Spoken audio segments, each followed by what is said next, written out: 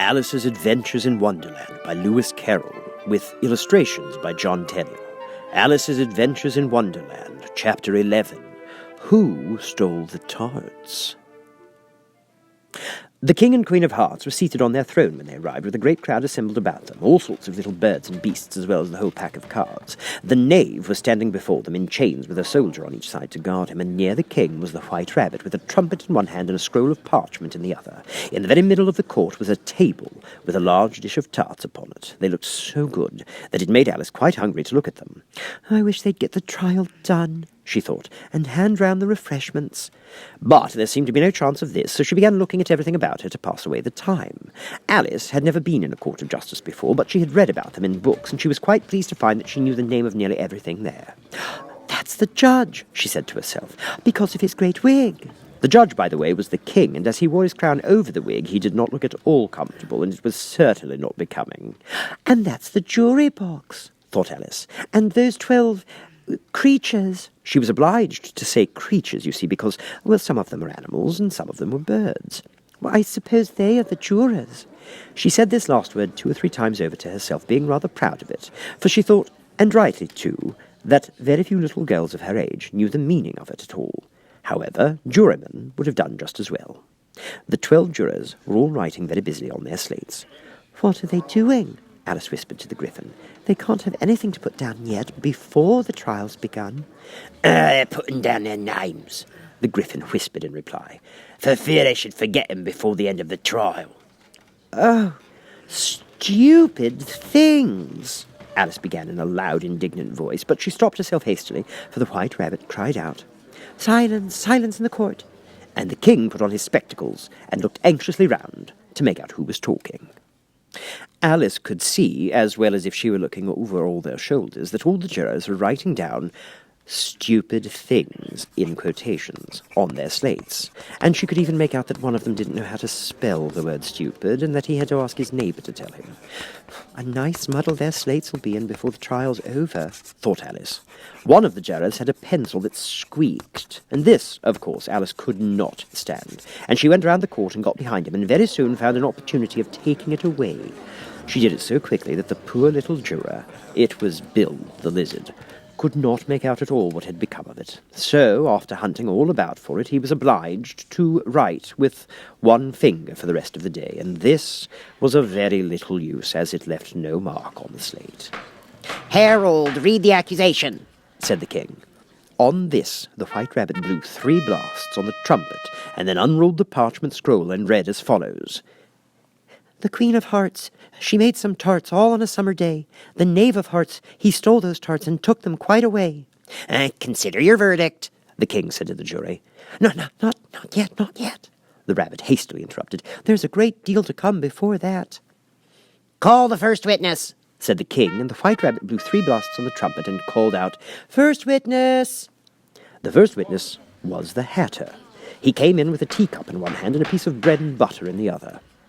"I beg your pardon, your majesty," he began, "for bringing these in, but I hadn't quite finished my tea when I was sent for."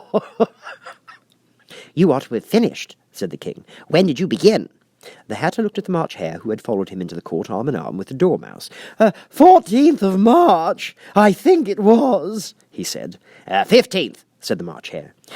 "Oh, 16th, added the Dormouse.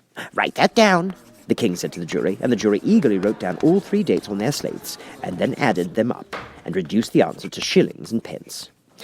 "Take off your hat," the king said to the Hatter. "Oh, it isn't mine," said the Hatter. "Stolen!" the king exclaimed, turning to the jury, who instantly made a memorandum of the fact.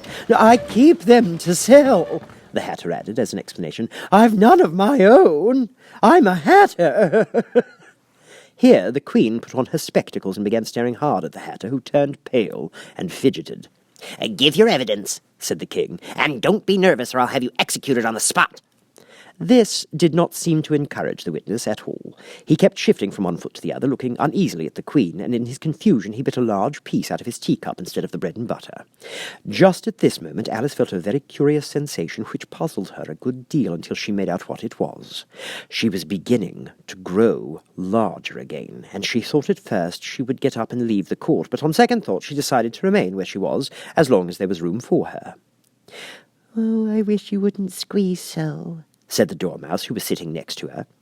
"I can hardly breathe." "I can't help it," said Alice very meekly. "I'm growing." "Oh, you've no right to grow here," said the Dormouse. "Oh, don't talk nonsense," said Alice more boldly. "You know you're growing too."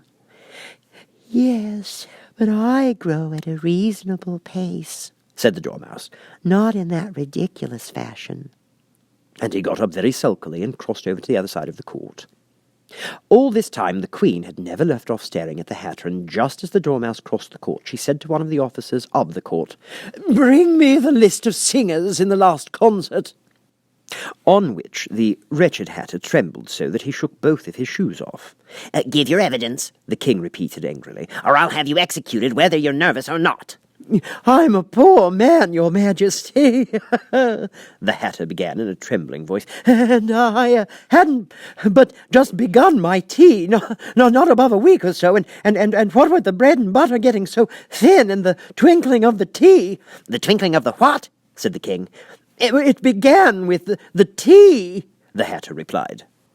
"Of course twinkling begins with a T," said the King sharply. "Do you take me for a dunce? Go on." "Oh, I'm a poor man," the Hatter went on, "and most things twinkled after that, only the March Hare said—" "I didn't," the March Hare interrupted in a great hurry. "You did," said the Hatter. "I deny it," said the March Hare. "He denies it," said the King. "Leave out that part." "Well, at any rate, the Dormouse said—" the Hatter went on, looking anxiously round to see if he would deny it too, but the Dormouse denied nothing, being fast asleep. "After that," continued the Hatter, "I cut some more bread and butter." "But what did the Dormouse say?" one of the jurors asked. "That I can't remember," said the Hatter. "Well, you must remember," remarked the King, "or I'll have you executed." The miserable Hatter dropped his teacup and bread and butter and went down on one knee. "I'm a poor man, your Majesty," he began. "You are a very poor speaker," said the King. Here one of the guinea pigs cheered, and was immediately suppressed by the officers of the court. As that is rather a hard word, I will just explain to you now how it was done. They had a large canvas bag which tied up at the mouth with strings. Into this they slipped the guinea pig, head first, and then sat upon it. "I'm glad I've seen that done," thought Alice. "I've so often read in the newspapers at the end of the trials, there was some attempt at applause which was immediately suppressed by the officers of the court, and I never understood what it meant till now." "If that's all you know about it, you may stand down," continued the King. "Well, I can't get any lower," said the Hatter. "I'm on the floor as it is." "Then you may sit down," the King replied. Here the other guinea pig cheered, and was suppressed. "Well, come, that finishes the guinea pigs," thought Alice. "Now we shall get on better." "I'd rather finish my tea," said the Hatter, with an anxious look at the Queen, who was reading the list of singers. "You may go," said the King, and the Hatter hurriedly left the court without even waiting to put his shoes on. "And just take his head off outside," the Queen added to one of the officers, but the Hatter was out of sight before the officer could get to the door. "Call the next witness," said the King. The next witness was the Duchess's cook. She carried the pepper box in her hand, and Alice guessed who it was even before she got into the court by the way the people near the door began sneezing all at once. "Give your evidence," said the King. "Shan't," said the cook. The King looked anxiously at the White Rabbit, who said in a low voice, "Your Majesty must cross-examine this witness." "Well, if I must, I must," the King said with a melancholy air, and after folding his arms and frowning at the cook till his eyes were nearly out of sight, he said in a deep voice, "What are tarts made of?" "Pepper, mostly," said the cook. "Treacle," said a sleepy voice behind her. "Collar that dormouse!" the Queen shrieked out. "Behead that dormouse! Turn that dormouse out of court! Suppress him! Pinch him off with his whiskers!" For some minutes the whole court was in confusion, getting the Dormouse turned out, and by the time they had settled down again, the cook had disappeared. "Never mind," said the king, with an air of great relief. "Call the next witness." And he added in an undertone to the Queen, "Really, my dear, you must cross-examine the next witness. It quite makes my forehead ache." Alice watched the White Rabbit as he fumbled over the list, feeling very curious to see what the next witness would be like. "For they haven't got much evidence yet," she said to herself. Imagine her surprise when the White Rabbit read out, at the top of his shrill little voice, the name. "Alice!"